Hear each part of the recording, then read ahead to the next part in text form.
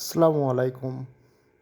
Whispering পেজে আপনাদের সবাইকে স্বাগতম। আজকে আপনাদের সামনে আলোচনা করব উইলিয়াম শেক্সপিয়রের দ্য মার্চেন্ট অফ ভেনিস নাটক নিয়ে। উইলিয়াম শেক্সপিয়র ছিলেন ইংরেজি ভাষার অন্যতম শ্রেষ্ঠ নাট্যকার, কবি এবং সাহিত্যিক। তাকে ইংরেজি সাহিত্যের জাতীয় কবি এবং বার্ড অফ অ্যাভন বলা হয়। তিনি 1564 সালে 23 এপ্রিল ইংল্যান্ডের স্ট্রাফোর্ড আপন অ্যাভনে জন্মগ্রহণ করেন এবং 1616 সালের 23 এপ্রিল মৃত্যুবরণ করেন। The merchant of Venice William শেক্সপিয়রের লেখা একটা কমেডি নাটক, তবে এতে ট্র্যাজেডির উপাদানও রয়েছে।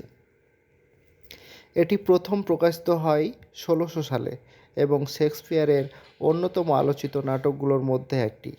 এটি মূলত রোমান্টিক কমেডি, কারণ এতে প্রেম, বন্ধুত্ব, ভুল বোঝাবুঝি এবং সুখী সমাপ্তি রয়েছে।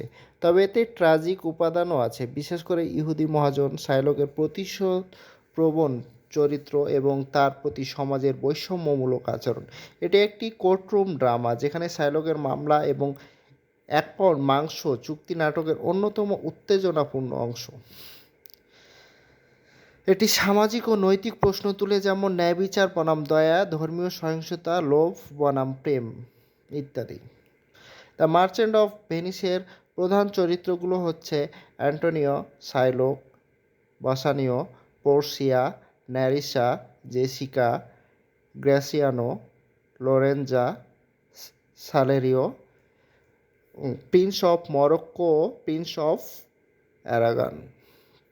এই চরিত্রগুলোর মাধ্যমে নাটকটি প্রেম, বন্ধুত্ব, প্রতিশোধ, বিচার ও করুণা নিয়ে একটি চমৎকার গল্প বুনেছে, যা শেক্সপিয়রের অন্যতম সেরা রচনা হিসেবে আজও বিখ্যাত। আসুন মূল গল্পে ফিরে যাওয়া যাক।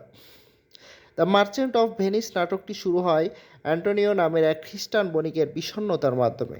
তার বন্ধুরা তাকে আনন্দিত করার চেষ্টা করে, কিন্তু কিছুতেই সে ভালো বোধ করে না। শেষ পর্যন্ত তার বন্ধু বাসানিও, একটি অভিজাত ব্যক্তি যে তার সমস্ত সম্পদ হারিয়েছে, অ্যান্টোনিওর কাছে কিছু টাকা ধার চায়। অ্যান্টোনিও, যার সমস্ত টাকা সমুদ্রযাত্রার ব্যবসায় বিনিয়োগ করে রেখেছে, সরাসরি বাসানিওকে টাকা দিতে পারে না। তবে সে তার ভালো খ্যাতি ব্যবহার করে বাসানিওর জন্য ঋণ নেওয়ার প্রতিশ্রুতি দেয়। বাসানিও শাইলক নামের এক ইহুদি মহাজনকে খুঁজে বের করে এবং 3000 ডাকেট ধার দিতে রাজি করায়। তবে শর্ত থাকে যে অ্যান্টোনিওকে চুক্তি স্বাক্ষর করতে হবে। স্বাভাবিকভাবে শাইলক খ্রিস্টানদের কাছ থেকে সুদ নেয় না, বরং একটি চুক্তি প্রস্তাব করে যাতে অ্যান্টোনিও তার মজা করার জন্য 1 পাউন্ড মাংস বন্ধক রাখবে। অ্যান্টোনিও এটিকে মজার ছলে নেয় এবং চুক্তিতে স্বাক্ষর করে। বাসানিও ঋণ নিয়ে বেলমেন্ট ধনী উত্তরাধিকারিণী পোর্সিয়ার সঙ্গে দেখা করতে যায়।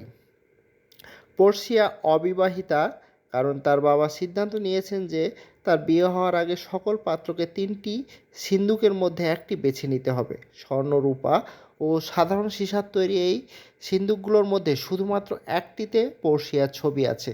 যে ব্যক্তি সঠিক সিন্দুকটি বেছে নেবে সে তাকে বিয়ে করতে পারবে। বাসানিও আসার আগে মরক্কো রাজপুত্র প্রথমে চেষ্টা করে এবং স্বর্ণের ক্যাসকেট বেছে নেয়, কারণ এতে লেখা ছিল যা প্রত্যেক মানুষ চায়। কিন্তু এর ভেতরে যে পোর্সিয়ার ছবি না পেয়ে একটি খুলি দেখতে পায়, যা বোঝার সে সোনার আড়ালে নষ্ট কিছু লুকিয়ে থাকতে পারে। পরাজিত হয়ে সে শপথ করে সে আর কোনো নারীর কাছে বিয়ের প্রস্তাব দেবে না এবং মরক্কোতে ফিরে যায়। এরপর অ্যারাগনের রাজপুত্র রূপার ক্যাসকেট বেছে নেয়, যা বলে যা একজন ব্যক্তি প্রাপ্য সেটাই সে পাবে। কিন্তু ক্যাসকেটে খুলে সে দেখতে পায় একটি বোকা মানুষের ছবি, যা তার অহংকারের জন্য তিরস্কার স্বরূপ ছিল। ফলে তাকেও লজ্জার সঙ্গে ফিরে যেতে হয়। ভেনিসে শাইলকের মেয়ে জেসিকা লরেঞ্জার প্রেমে পড়ে। এক রাতে যখন শাইলক বাসানিওর বাড়িতে আমন্ত্রিত হয়, লরেঞ্জা তার বন্ধুদের সাথে শাইলকের বাড়িতে যায়। জেসিকা জানালার বাইরে এক ছেলের পোশাকে হাজির হয় এবং টাকার সিন্দুক নিচে ফেলে দেয়। তারপর সে পালিয়ে যায়। শাইলক জানতে পারে অ্যান্টোনিওকে দোষারোপ করে একই সময় শহরে গুজব ছড়ায় যে অ্যান্টোনিও জাহাজগুলো ডুবে গেছে বা হারিয়ে গেছে, যার কারণে সে শাইলকের ঋণ শোধ করতে পারবে না। শাইলক খুশি হয় কারণ সে অ্যান্টোনিওর অপমানের প্রতিশোধ নিতে চায়। বসানীয় বেলমেন্টে পৌঁছে পোর্সিয়ার সঙ্গে দেখা করে। পোর্সিয়া তাকে মনে করতে পারে কারণ সে আগে থেকেই তার প্রেমে পড়েছিল। বসানীয় অপেক্ষা না করে সঙ্গে সঙ্গে এই ক্যাসকেট বেছে নিতে চায়।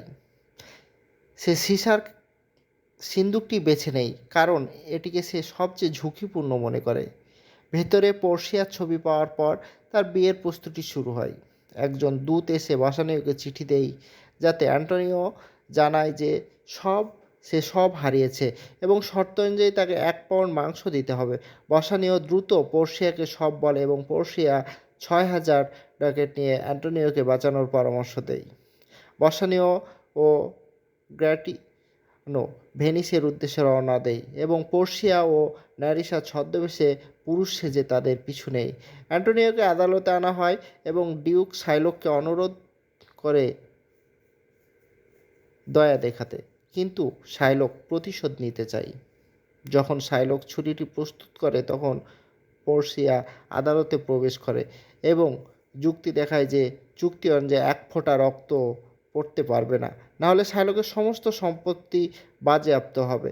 শাইলক তখন টাকা নিতে রাজি হয়, কিন্তু পোর্সিয়া জানায় সে দেরি করে ফেলেছে।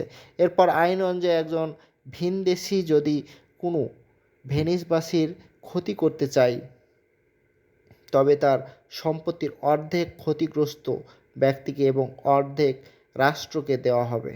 ডিউক শাইলককে ক্ষমা করলেও অ্যান্টোনিও শর্ত রাখে যে শাইলক খ্রিস্ট ধর্ম গ্রহণ করবে এবং তার মৃত্যুর পর সমস্ত সম্পত্তি জেসিকা ও লরেঞ্জোর জন্য রেখে যাবে। আদালতের পর বসানীয় ব্যালথাজারকে কৃতজ্ঞতাস্বরূপ কিছু দিতে চায় এবং পোর্সিয়া তার দেওয়া আংটিটি চেয়ে নেয়।